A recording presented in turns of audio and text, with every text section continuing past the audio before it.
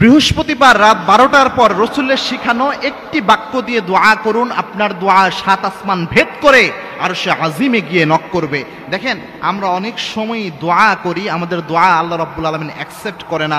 বৃহস্পতিবার রাত যেটা, অর্থাৎ শুক্রবার যে এসে গেছে, এই রাতটা যেটা, এই রাতে যদি আপনি দোয়া করতে পারেন আল্লাহর কাছে, আপনার এই দোয়া, এই একটি বাক্যের দোয়া 7 আসমান ভেদ করে আরশে আজিমে গিয়ে নক করবে। 100% আপনার দোয়া কবুল হয়ে যাবে। দোয়ার মতো দোয়া যদি আপনি করতে পারেন, এই সিনসিয়ার দোয়া, লাইক এ মিসাইল হামলা করলে যেমন মিস হয় না, দোয়ার মতো দোয়া করতে পারলে সেই দোয়া আল্লাহ রাব্বুল আলামিন কখনো ফেরত দেয় না। এই যে বর্ণনাটা, এই বাক্যটা আল্লাহর হাবিব সাল্লাল্লাহু আলাইহি সাল্লাম নিজে শিখিয়ে দিয়েছেন। তিরমিজি শরীফের হাদিস এটি। আনাস রাদিয়াল্লাহু তাআলা আনহু এই হাদিস বর্ণনা করেছেন।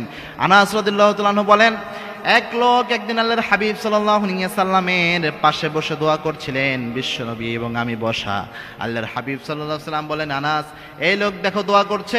দোয়ার মধ্যে সেই লোক বলছিল, আল্লাহ আমাকে এটা দেন, আমার এই প্রয়োজন পূরণ করেন, আমাকে এই নিয়ামত দান করেন। এইভাবে ওই লোক দোয়া করছিল। আল্লাহর হাবিব সাল্লাল্লাহু আলাইহি সাল্লাম বলেন, আনাস, এই লোক যে দোয়া করছে, আল্লাহ রাব্বুল আলামিন এই দোয়া কখনো খালি হাতে ফেরত দেবে না, কারণ এই ব্যক্তি দোয়া করার সময় এই একটি বাক্যের দোয়া এই ব্যক্তি করেছে। 3টি শব্দ দিয়ে একটি বাক্যের দোয়া করেছে। সে শব্দটা হচ্ছে ইয়া হাইয়ুন ইয়া কাইয়ুম ইয়া জাল জালালি ওয়াল ইকরাম। এই একটি বাক্য পরে সেই ব্যক্তি দোয়া করেছিল, যার কারণে আল্লাহ রাব্বুল আলামিন তার দোয়া কবুল করে নিয়েছে। দেখেন, সপ্তাহের যে দিনগুলো রয়েছে, এই দিনগুলোর মধ্যে অন্যতম প্রেস্টিজিয়াস একটা দিন হচ্ছে জুমার দিন। এবং কি আল্লাহ রাব্বুল আলামিন এই দিনে যত মানুষকে ক্ষমা করেন, যত মানুষের দোয়া কবুল করেন, অন্য কোনো দিনে এত বেশি আল্লাহ দোয়া কবুল করে না।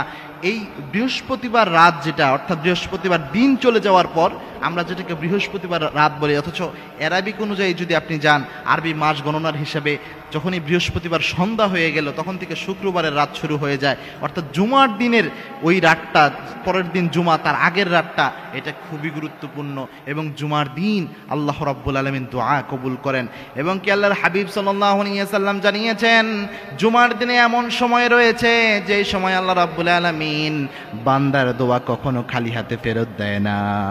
এটাকে নিয়ে, এই হাদিসটাকে নিয়ে অনেকে গবেষণা করেছেন। কেউ বলেছেন ইমাম সাহেব মিম্বারে বসা থেকে শুরু করে নামাজ শেষ করা পর্যন্ত, কেউ বলেছেন আসরের শেষ সময়, আবার কেউ বলেছেন রাতের বেলায়, জুমার রাতে আল্লাহ রাব্বুল আলামিন এই দোয়া কবুল করেন। সুতরাং জুমার রাত যেহেতু খুব গুরুত্বপূর্ণ রাত, এবং রাতের বেলায় আল্লাহ রাব্বুল আলামিন প্রথম আসমানে নেমে এসে বান্দাদেরকে ডাকতে থাকেন, এই আলান করতে থাকেন। এইভাবে বুখারীর হাদিস এসেছে। আল্লাহর হাবিব সাল্লাল্লাহু আলাইহি সাল্লাম জানিয়েছেন, রাতের বেলায় আল্লাহ রাব্বুল আলামিন প্রথম আসমানে নেমে এসে ডাকতে শুরু করেন, হাল মিন মুস্তাগফিরিন ফাগফিরলা, কে আছো গুনাহ করে ফেলেছো, আমি আল্লাহর কাছে মাপ চাও, সব গুনাহ আমি আল্লাহ মাফ করে দেব। কার কি প্রয়োজন আমি আল্লাহর কাছে চাও, সবকিছু আমি আল্লাহ দান করে দেব। সুতরাং এই রাতে এই বাক্যটি দিয়ে যদি ইয়া হাইয়ুন ইয়া কাইয়ুম ইয়া জাল জালালি ওয়াল ইকরাম, এটা দিয়ে যদি আপনি দোয়া করতে পারেন, 100% আপনার দোয়া আল্লাহ রাব্বুল আলামিন অ্যাকসেপ্ট করে নেবেন। এবং কি আপনার দোয়া 7 আসমান ভেদ করে আরশে আজিমে গিয়ে নক করবে।